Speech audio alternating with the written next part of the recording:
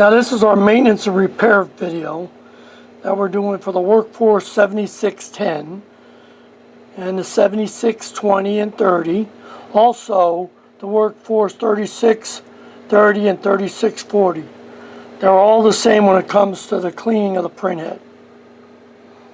Now I just did a nozzle check. Now I let this printer sit in our warehouse almost 3 months, maybe longer. I think it's about 3 months. Now my black is almost back, yellow's in, cyan looks good, but no magenta. So now I'm going to go in with our syringe and our printhead cleaner, and I'm going to flush that printhead because maybe it's been dried out, because our warehouse, we're in Florida, and our warehouse gets really hot in there, really hot. So I did this deliberately just to show you how you can bring it back. This is Epson's new Precision Core. So now what I'm going to do is say I'm done. I've done cleaning. I'm going to go to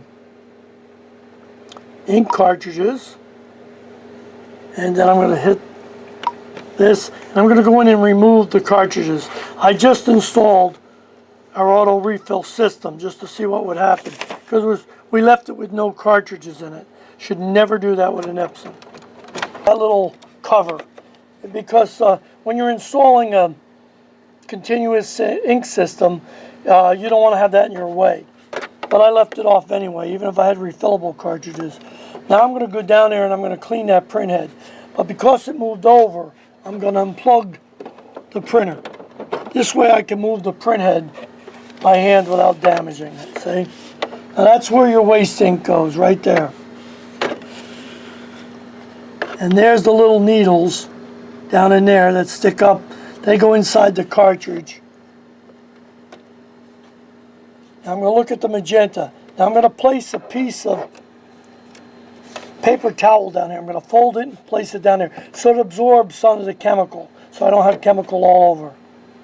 Towel down there, and I'll move it. Plus I use that paper towel to brush the bottom of the printhead to clean any dried ink on there. There, I got a better shot now. So there's the magenta spike sitting up. That's that one right there. So now I'm going to get the syringe ready and fill it with the chemical. Chemical up, I always get it all about the temperature of coffee. Then I'll fill a syringe up, and then I'm going to slowly put in. I'm using a flashlight so you can get a better thing here. So I'm going to slowly push down.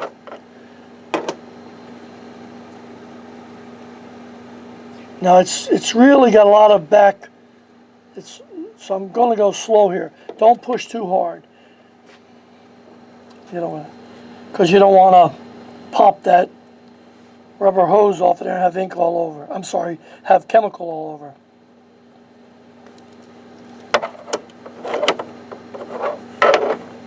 Now, yeah, I'm taking my time. I slowly push down.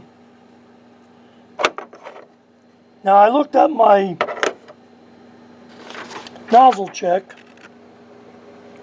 and I've still got some black. I might go ahead and put a little chemical on each one of them, just a little. You don't have to go and put too much.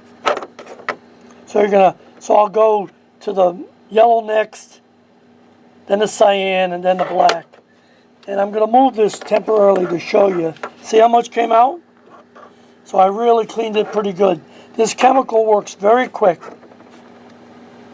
This is our Blue Lightning. We use it mostly on the HPs, but I've been testing it on the Epsons, and it seems to work pretty good.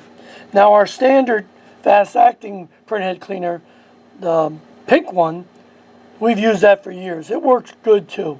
So you can have either one. So now I'm going to go along and do them all. And I can change out that paper towel when I need to. I'm pushing down, but then I'm going to pull up on the plunger and then push down again. So this way, if there's anything blocking the microscreen below, I'll be able to draw it up into the syringe.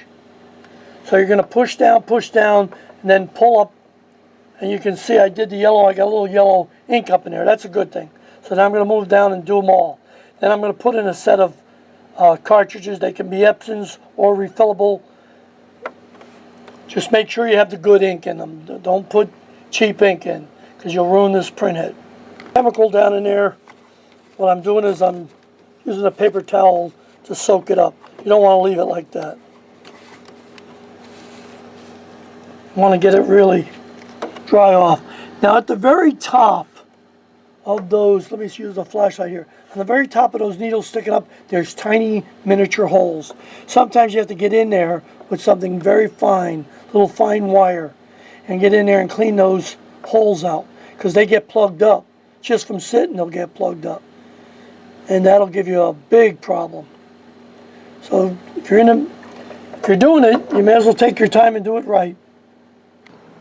Slowly moving over. I've got a set of refillables, and I got our Ultra Pro pigment ink in it. Now we also make it with the True Color dye base.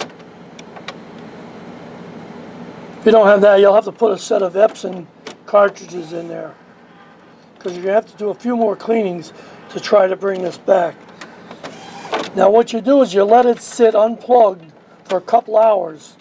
Then you put those cartridges in, and it'll go into what we call a power clean. It actually is a head cleaning that really is like when you first install the cartridge.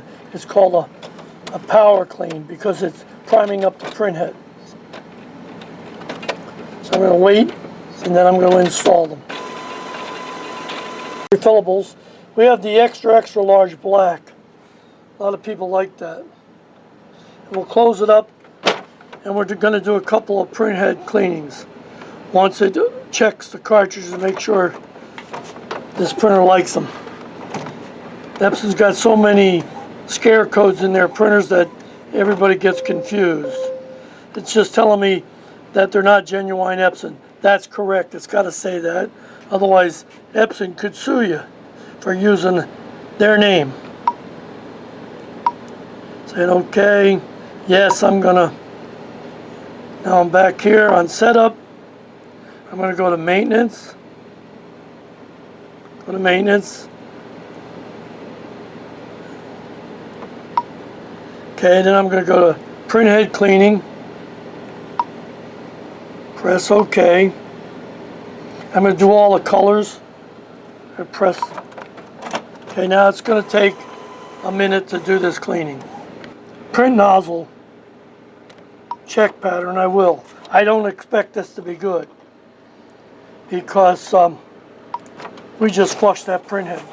But this is the very first one out. I wanted you to see exactly what it's going to look like. Okay, now I'm impressed. I've got my magenta back, my yellow, little spotty on cyan, but my black overall looks very good. Now that's the way to clean this printhead. So I'll do another cleaning, try to bring that blue back. Now, the rule is no more than 3 cleanings, let it sit overnight. If you keep going beyond 3, you're going to make it worse. Because right there, that's not a clog, that's air.